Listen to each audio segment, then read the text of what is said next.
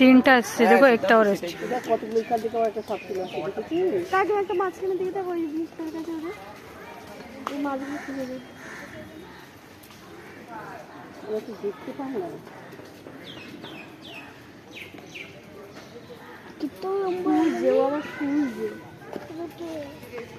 বিস্কুটগুলো খুঁজছে। ওই দেখো মাছগুলো খাচ্ছে। হ্যাঁ বড় সাপটা খুঁজেই যাচ্ছে। তারা হাতে একটুখানি দাও,